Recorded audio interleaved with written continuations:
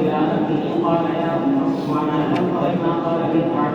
قالت وما قال قال زعم أن محمدا صلى الله عليه وسلم أخبره أنه قاتل إياه فقلت له بمكة قال لا أدري فقال أميت والله لا أخرج من مكة فلما كان يوم بدر استنفر رسول الله الناس قال أشركوا عيركم فكره أميت أن يدخل فأتاه أبو جهل فقال يا أبا صفوان إنك متى يراك الكعب قد تخلفت وأنت سيد أهل الوادي قد تخلفوا معك فلم يزل به أبو جهل حتى قال أما إن خرجتني فوالله لأشتكين أجهل بعيد بمكة ثم قال أمية يا أم صفوان يحدثيني فقالت له يا أبا صفوان وقد نسيت ما قال له من يستشهد قال لا وما أريد أن أحدث معه إلا قريبا فلما خرج أمية وقد لا يمكن منزلا إلا عقد بعيره ولم يزل بذلك حتى بلغه الله ببدر.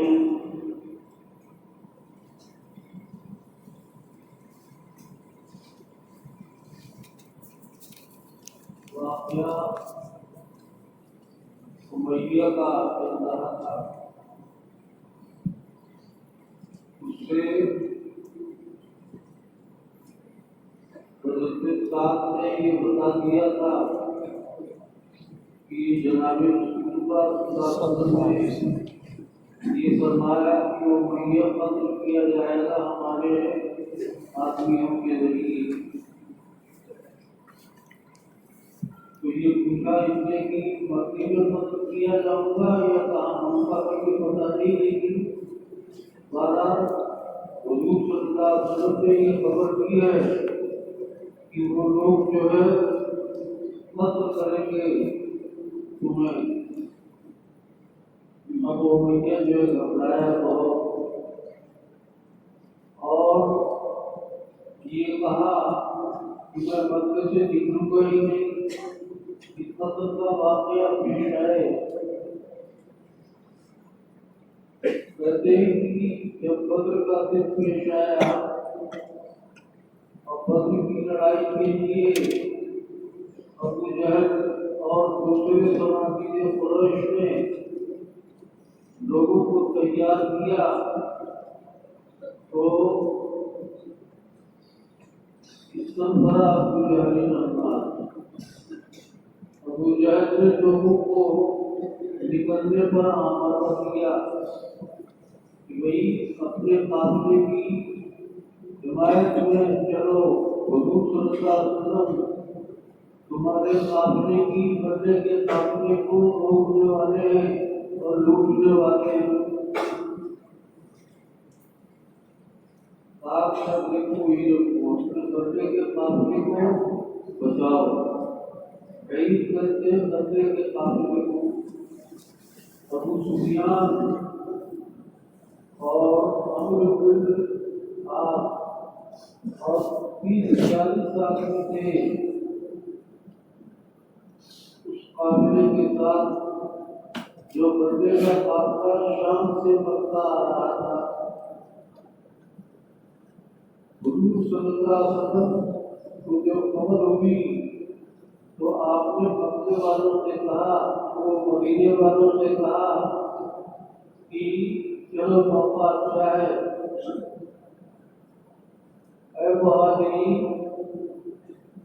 تمہیں مکے میں رہنے نہیں دیا تمہارے مکے میں,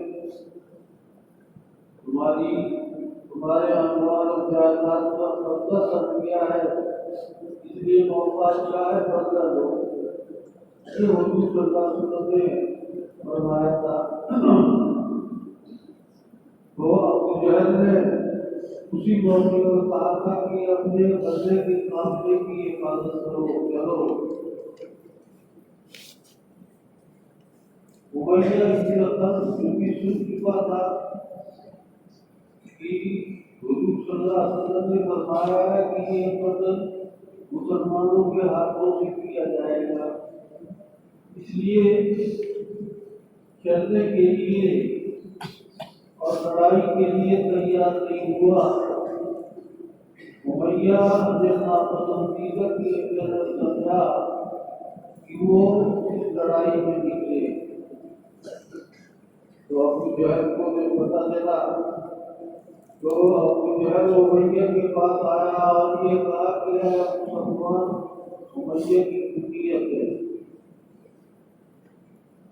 لوگ جب دیکھیں گے تمہیں کہ تم اس لڑائی سے پیچھے ہٹ گئے ہو اور جاتے نہیں ہو میری ذرا آنے کی، تم مکے کے سرداروں میں سردار ہو۔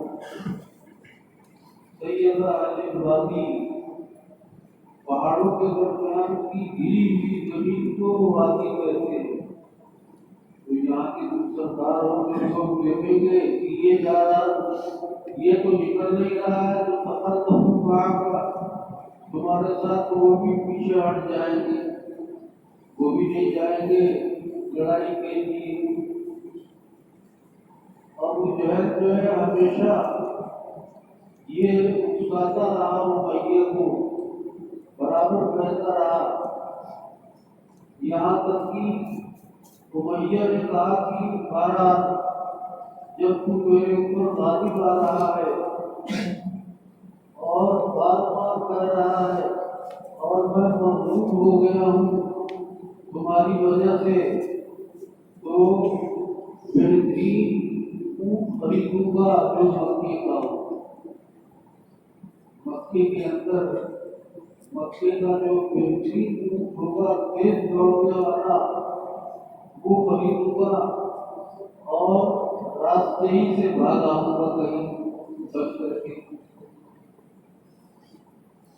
بہرحال امیہ تیار ہو گیا، اس نے اپنی بیوی سے کہا ہے ام صفوان، میرا سامان سفر تیار کرو۔ ظاہر بات ہے صرف اونٹ سے کام نہیں چلے گا، کھانے پینے کا اور دوسرا سامان ہونا چاہیے۔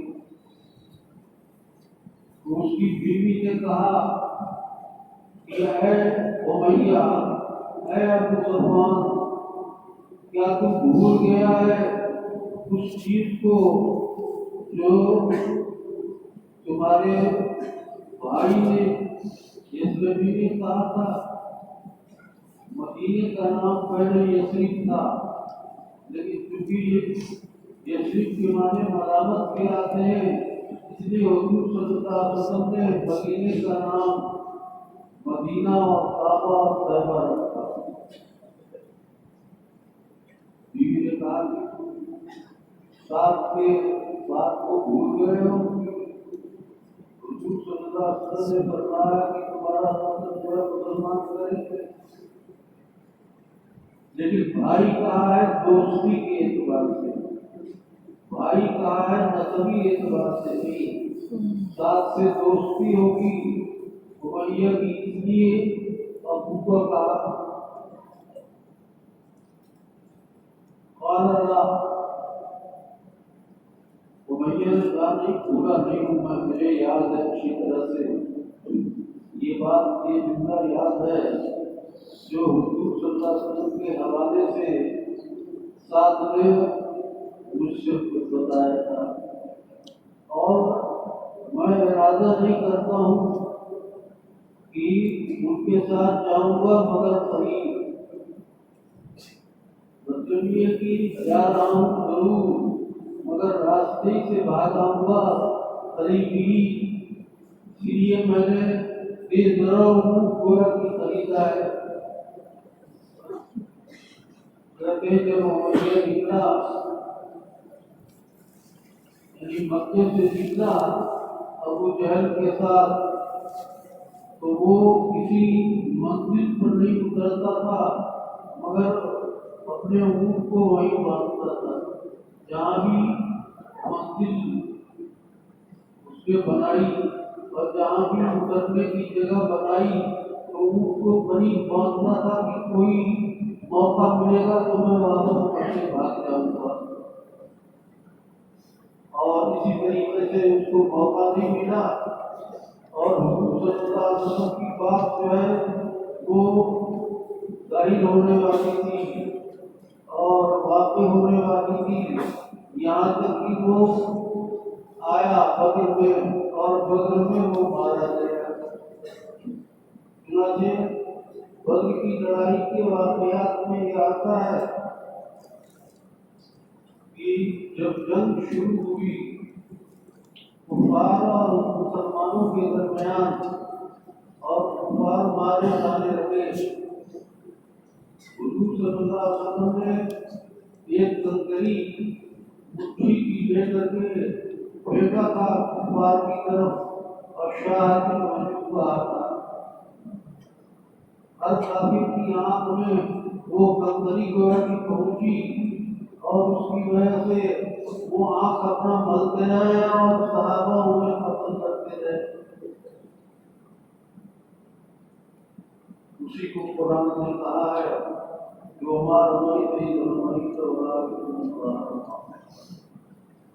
آپ نے جو کنکری پھینکی وہ تو اللہ تعالیٰ نے پھینکی تھی اور اللہ کے وجہ سے گویا کہ ہر کافر کے آنکھ میں وہ کنکری پہنچی۔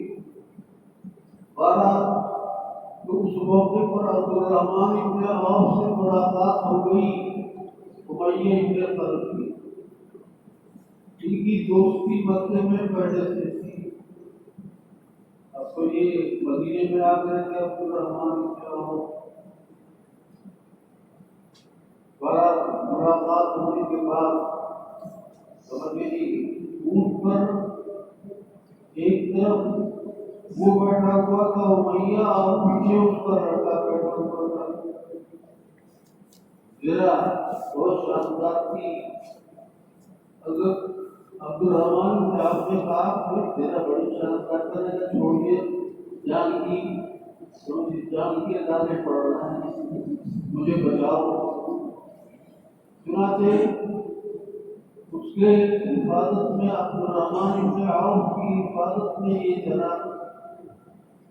راستے میں اس کے بیٹے کو بعض صحابہ نے قتل کر دیا اور عبدالرحمن بن عوف کہتے رہے کہ بھائی یہ میرا قیدی ہے اور میرا دوست ہے، اسے چھوڑ دو۔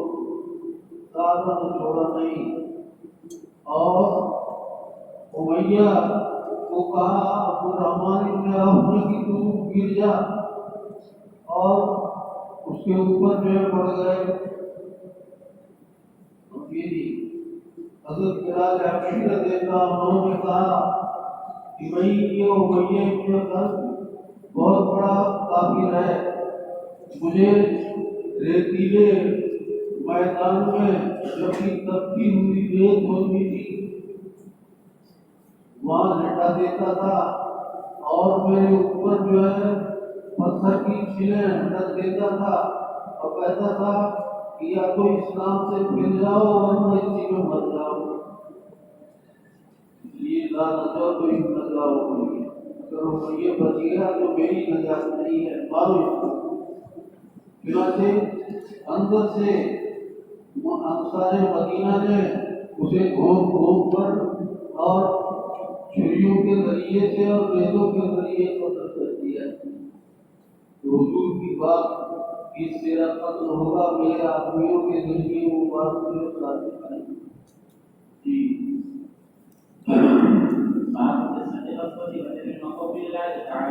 ولقد نصركم الله ببدر وانتم اذله فاتقوا الله لعلكم تتقون اذ تقول للمؤمنين الن يكفيكم ان يمدكم ربكم ب3,000 من الملائكه منزلين بلى ان تصبروا وتتقوا ويكفيكم من قولهم هذا يمدكم ربكم ب5,000 من الملائكه مسبحين وما جعله الله الا بشرى لكم ولتطمئن قلوبكم به وما النصر الا من عند الله العزيز الحكيم ليقطع طرفا من الذين كفروا او يسبقهم فينقلبوا خائبين وقال وصيكم قتل حمزه طعيمه بن علي بن الزياد يوم بدر وقوله تعالى وإذ يعدكم الله إحدى الطائفتين أنها لكم وتودون أن غير ذات الشوكة تكون لكم وليكم الله ويحق الحق بكلماته ويقطع دابة الكافرين.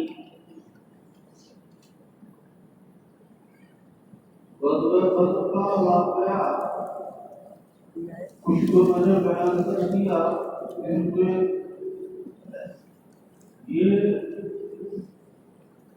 8ویں رمضان کو سن 2 ہجری کے اندر جناب اس کو خبر ہوگی کہ ابو سفیان بہت بڑا سامان تجارت لے کر شام سے بندے کا قافلہ لے کر جو ہے مکہ جا رہا ہے. آپ کے مخبرین نے بتا دیا. حضور نے آواز لگائی صحابہ کو کہ بھائی بدلا لو، تم لوگوں کو مکے میں رہنے نہیں دیا، تمہارے مکہ میں، اور تمہاری جائیدادوں اور اموال پر قبضہ کر دیا، لہذا بدلا لو. چلو اسی کو عید کرتے ہیں جو بدلے کا قافلہ ابو سفیان لے جا رہا تھا مکے کی طرف.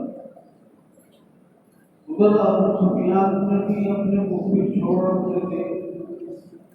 انہوں نے بتایا کہ حضور صلی اللہ علیہ وسلم آ رہے ہیں.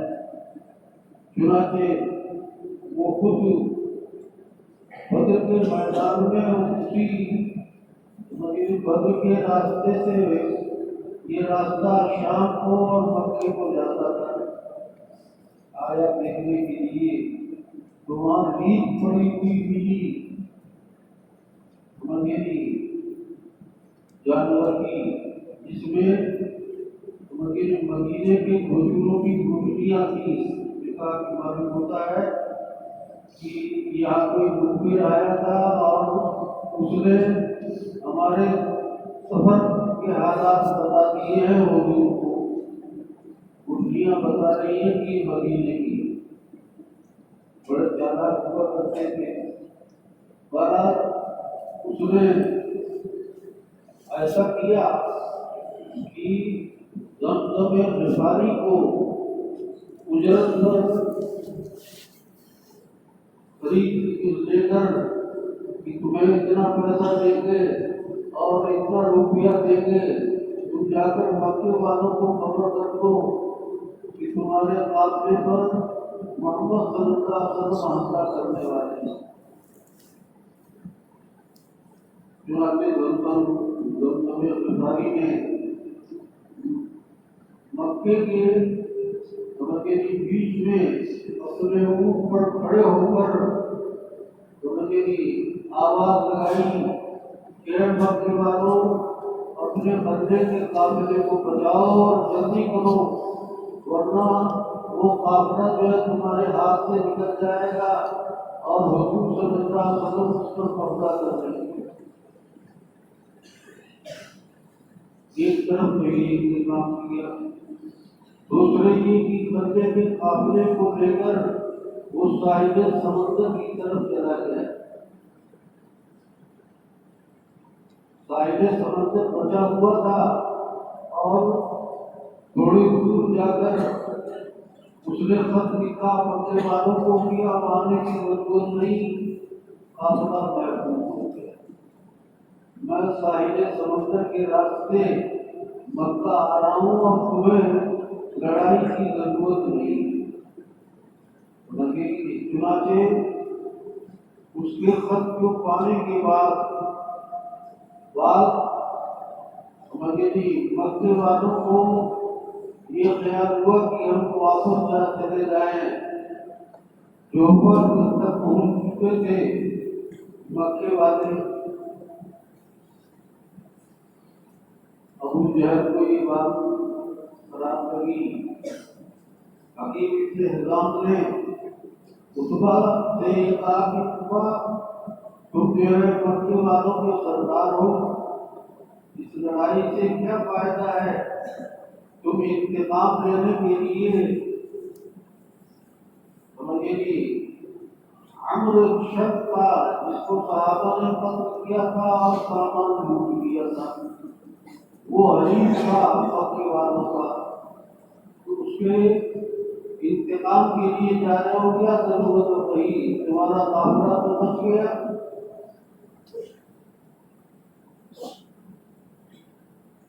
عتبہ کی رائے پر دوسرے جو ہے بعض کافروں نے بھی تائید کی کہ کوئی فائدہ نہیں ہے اب لڑائی سے، ورنہ اگر ہم جیت بھی گئے تو ہم دیکھیں گے کہ مسلمانوں میں ہمارے چچا کا لڑکا ماموں کا لڑکا جو قتل کی مقبول پڑا ہوا ہے تو کیا فائدہ ہوگا؟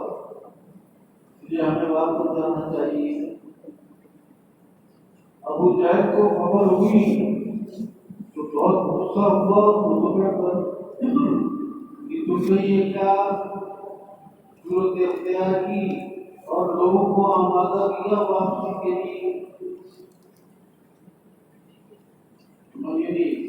اور عامر جو عمر کا بھائی تھا، جو جس کو صحابہ نے قتل کیا تھا، اسے آمادہ کیا کہ ذرا تم جو ہے انتقام اپنے بھائی کا لینے کا موقع آ گیا ہے، ذرا تم بھی جو ہے موقع دکھاؤ۔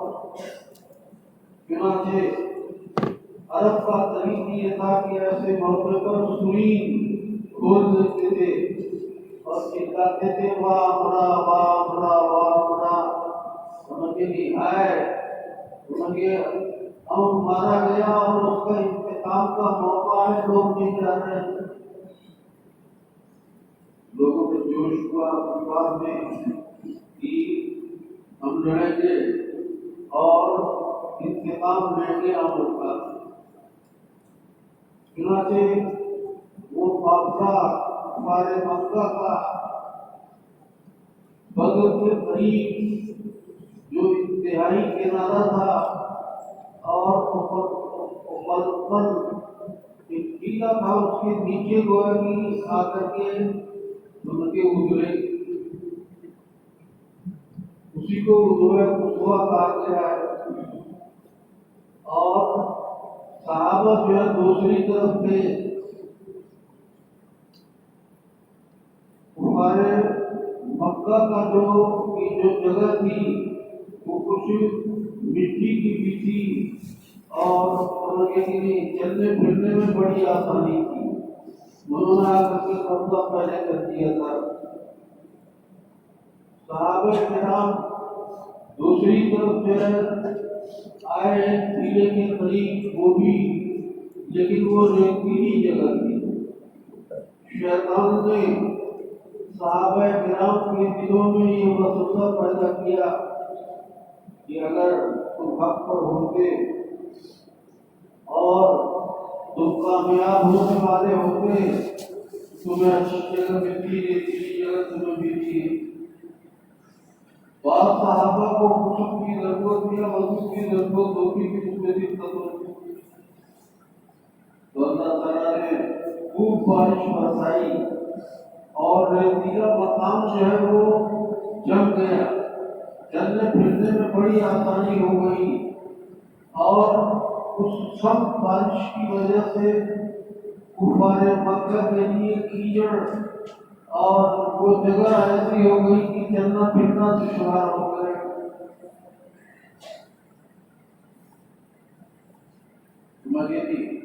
تو یہ گویا کہ واقعہ۔ اب اس کے بعد صحابہ کرام نے یہ کیا، ایک حوض بنایا، اس میں پانی گویا کہ جمع کر دیا کہ تاکہ آئندہ کام آئے۔ اور جو کنویں ویسے تھے جس سے کفار مکہ فائدہ حاصل کر سکتے تھے، اس کے پانی کو خراب کر تاکہ یہ اس میں آتے رہے۔ بعض کفار مکہ نے صحابہ کرام کے حوض پر حملہ کرنا چاہا، اسے قتل کر دیا گیا۔ اس کے بعد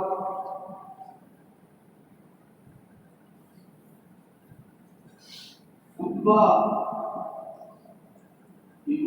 اور شیبہ اور یہ تین آدمی ان کی طرف سے آئے اور انہوں نے چیلنج کیا کہ ہے کوئی بھی بالمقابل، حضرت علی اور حضرت حمزہ اور عبیدہ ابن حارث، یہ تین آدمی آگے آئے اور انہوں نے تینوں کافروں کو جہنم نصیب کر دیا۔ اور اس طرح گویا کی لڑائی شروع ہوئی اور پھر وہ واقعہ شہادی حضور کا پیش آیا جو ابھی میں نے بیان کیا تھا۔ حضور صلی اللہ علیہ وسلم کو ایک ایسی جگہ پر صحابہ کرام نے جگہ دی جو ٹیلے کی جگہ تھی، اور وہاں سے پورا منظر جو ہے بدر کی لڑائی کا سامنے تھا۔ جب کفار مکہ بڑی شان و شوکت کے ساتھ اور ہتھیاروں کے ساتھ چلے تو حضور صلی اللہ علیہ وسلم نے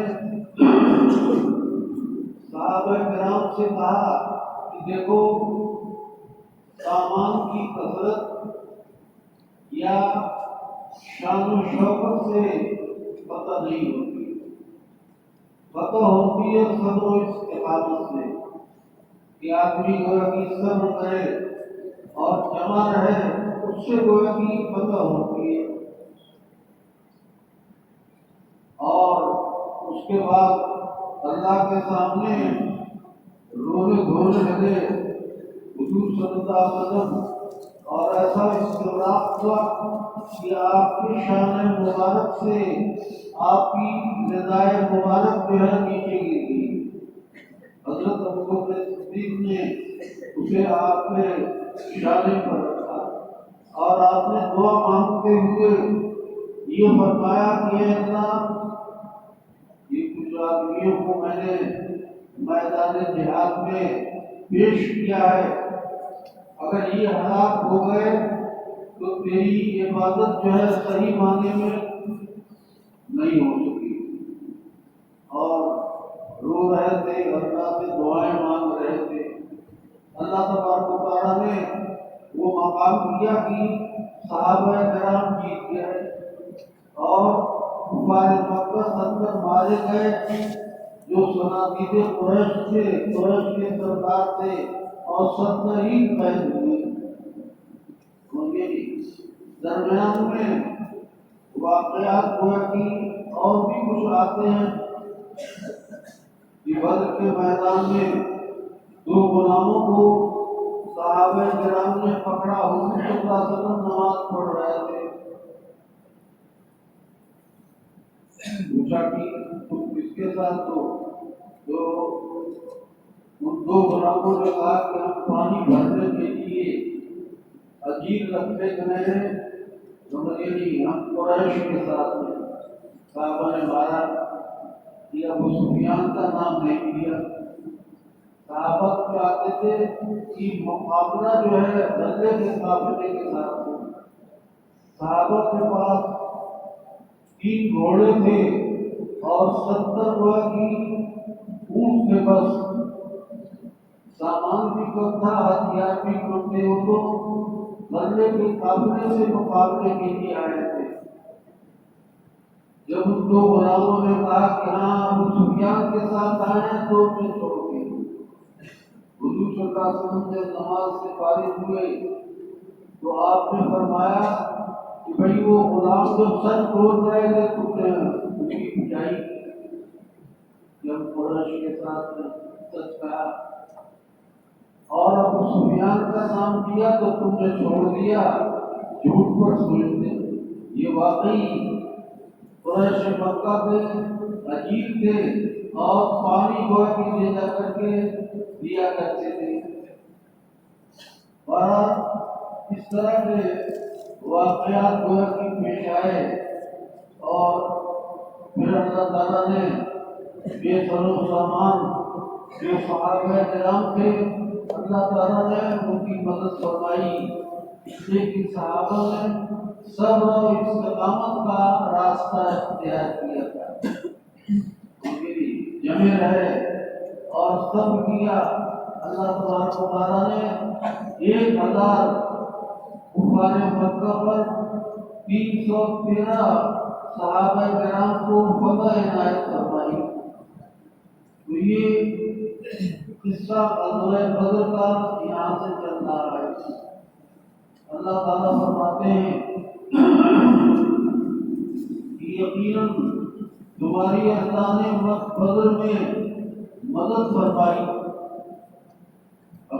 واقعہ آپ کے سامنے آیا، ذرا آگے پیچھے جو ہے کمزور تھے، تمہارے پاس ہتھیار بھی بہت کم تھے اور سواریاں بھی کم تھیں، لیکن اللہ تعالیٰ نے فرشتوں کو بھیج کر اور اپنی خاص نصرت کے ذریعے تمہاری مدد فرمائی۔ لہذا اللہ سے ڈرو اور اللہ اور اس کے رسول کی اطاعت کرو۔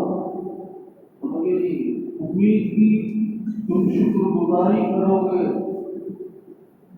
یاد کرو تم اس موقع کو جب بھی اللہ نے بدر کے میدان میں ایمان والوں سے حضور صلی اللہ علیہ وسلم کی قربانی کہلوایا۔ آپ فرما رہے تھے ایمان والوں سے کہ کیا اللہ تعالیٰ تمہاری کفایت نہیں کریں گے کہ تمہاری مدد کریں تمہارے رب 30,000 فرشتوں سے ان کو اتار کر اللہ تبارک و تعالیٰ نے 313 صحابہ کرام کو جو تعداد کے اعتبار سے بھی کم تھے اور سامان حرب کے اعتبار سے بھی کمزور تھے، اللہ تعالیٰ نے 1,000 فرشتوں کے ذریعے مدد کی اور پھر 3,000 فرشتوں سے مزید مدد کی اور پھر 5,000 فرشتوں سے مدد کی۔ کہتے ہیں کہ باقاعدہ ان لڑائیوں کے اندر یہ فرشتے کفار سے لڑائی کرتے تھے۔ بعض صحابہ نے سنا بھی کہ بعض لوگ جو کہہ رہے ہیں اپنی بھی ہے تم اے گھوڑے ہے تم آگے بڑھو اور مارو ان کو۔ تو اللہ تعالیٰ فرماتے ہیں کہ ہم نے مدد کی اور فرشتوں کو بھیجا۔ اصل مدد تو اللہ کی طرف سے تھی، لیکن فرشتوں کو اس لیے بھیجا تھا کہ تاکہ ان کی تربیت مسلمانوں کا تربیت قلوب ہو جائے، دل مضبوط ہو جائیں اور مرغوبیت ختم ہو جائے۔ بلا تصویر فرمایا کہ کیوں نہیں، اگر تم صبر کرو گے اور تقوی اختیار کرو گے اور کفار تمہارے پاس فوراً آ جائیں گے لڑنے کے لیے، تو اللہ تبارک و تعالیٰ 1,000 کے بعد 3,000 اور 3,000 کے بعد 5,000 ان فرشتوں کے ذریعے مدد کریں گے جن کے گھوڑوں پر نشان لگائے گئے۔ لیکن یہ مدد اللہ نے تمہاری بشارت و خوشخبری کے لیے دی ہے تاکہ تم خوش ہو جاؤ کہ ہم گھوڑے نہیں ہیں، فرشتے بھی ہمارے ساتھ ہیں، اور تمہارے دل بھی مطمئن ہو جائیں کہ انشاءاللہ فتح اور نصرت ہماری ہوگی اور مدد تو حقیقتاً اللہ کی طرف سے۔ فرشتے اور سامان وغیرہ تو وہ دکھانے کے لیے ہیں، حقیقت میں مدد کرنے والے اللہ ہیں۔ اور اللہ نے یہ مدد کیوں کی؟ تاکہ کفار کی ایک جماعت کو اللہ تعالیٰ قابو فرمائے۔ چنانچہ 70 بڑے بڑے قریش کے سردار مارے گئے یا ان کو اللہ تعالیٰ نے رسوا کیا اور وہ لوٹے اس طریقے سے کہ خائب و خاسر ہو کر لوٹے اور نامراد ہو کر لوٹے۔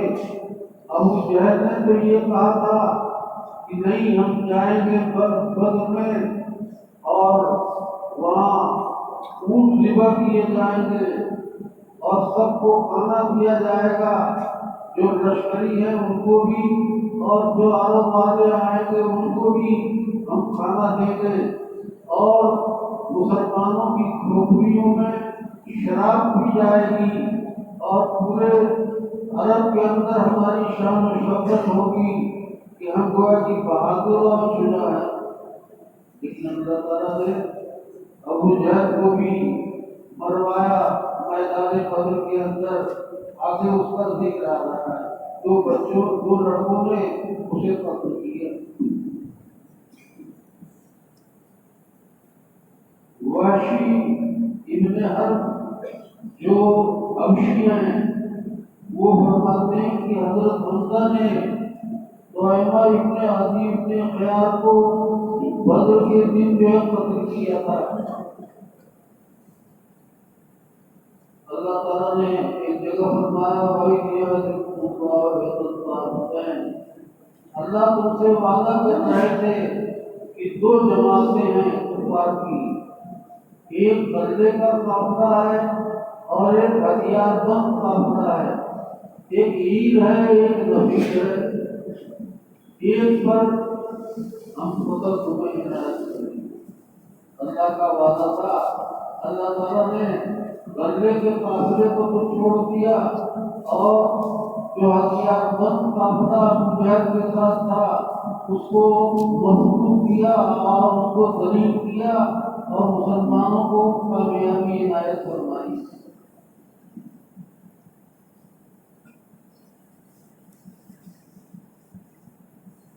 قال حدثني يحيى بن بكير قال حدثنا ليث بن مالك عن ابن شهاب عن عبد الرحمن بن عبد الله بن كعب ان عبد الله بن كعب قال سمعت كعب بن مالك رضي الله عنه يقول لما تخلف عن رسول الله صلى الله عليه وسلم في غزوه قتلها الا في غزوه تبوك غير اني تخلف في غزوه بدر ولم يعد احد تخلف عنها انما قال رسول الله صلى الله عليه وسلم في كل قريش حتى جمع الله بينهم وبين عبدهم على غير ميعاد.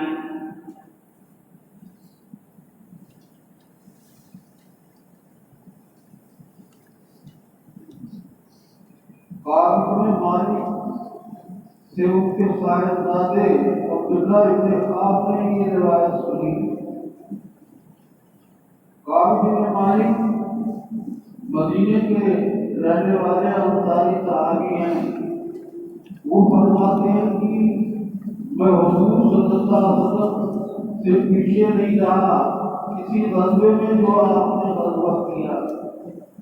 جتنے غزوات ہوئے 19 یا 21 یا 28 ہر غزوے کے اندر میں حضور صلی اللہ علیہ وسلم کے شریک کار رہتا تھا, مگر غزوہ تبوک کے اندر کا واقعہ آئے گا کہ غزوہ تبوک کے اندر روزانہ یہ خیال کرتے تھے کہ ہم جا کر کے حضور کے ساتھ مل جائیں گے, لیکن شیطان نے ایسا بہکایا کہ یہ جا نہیں سکے. پھر حضور صلی اللہ علیہ وسلم جب واپس آئے ہیں تو آپ نے یہ فرمایا کہ یہ تین صحابی غزوہ تبوک کے اندر جس میں شرکت کرنی ضروری تھی یہ شریک نہیں ہوئے, جسے بات چیت چھوڑو. تو کہتے غزوہ تبوک میں پیچھے رہ گیا اور غزوات میں تو میں حضور کے ساتھ رہتا تھا, اور سوائے اس کے کہ غزوہ بدر میں بھی میں پیچھے رہا. غزوہ بدر میں بھی شریک نہیں ہوئے اس لیے کہ حضور صلی اللہ علیہ وسلم کا ارادہ تھا غزوے کے قافلے سے متبع ہونا. اس میں تمام صحابہ کرام کو لے جانے کی ضرورت نہیں تھی اور ہر صحابی کو آپ نے آواز بھی نہیں لگائی. تو غزوہ تبوک کے اندر بھی تخلف ہو گیا اور تخلف ہوا کہ بدر کے غزوے میں بھی ہو گیا. یہ بدر کے غزوے میں شریک نہیں ہوئے, لیکن فرماتے ہیں کہ کسی کو اعتراض نہیں کیا گیا جو بدر کے غزوے سے پیچھے رہے. جو صحابی بدر میں شریک نہیں ہوئے اللہ کی طرف سے ان پر عذاب حضور صلی اللہ علیہ وسلم کی طرف سے قبول نہیں ہوئی, اس لیے کہ وہ اچانک حضور صلی اللہ علیہ وسلم نے صحابہ کو آواز دی تھی اور 313 صحابہ کرام جو شہید ہوئے تھے.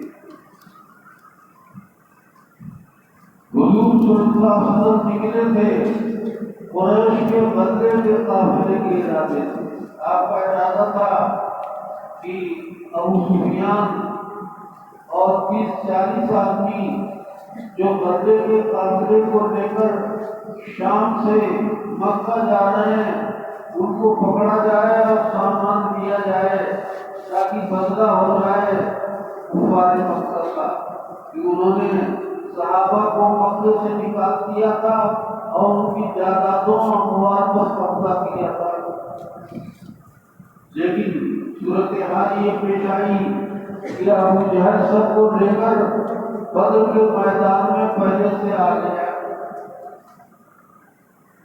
گئے تھے آپ بندے کے قافلے سے جہاد کرنے اور مقابلہ ہو گیا نبی سے ابو جہل اور اس کے ساتھیوں سے جو ہتھیار بند تھے 13 جن تھے.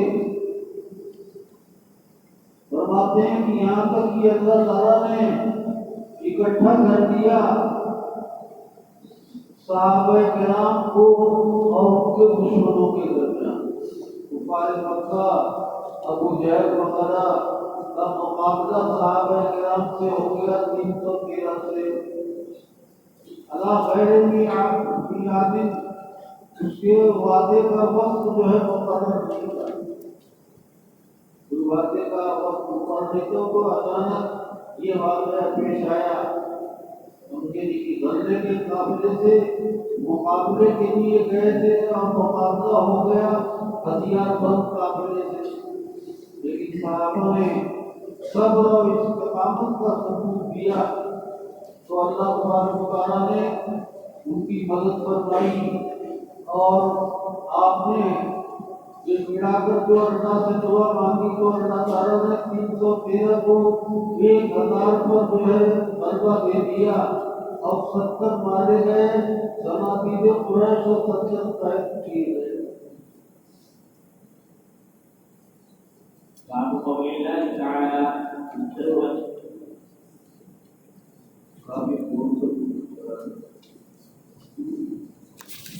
وہی واقعہ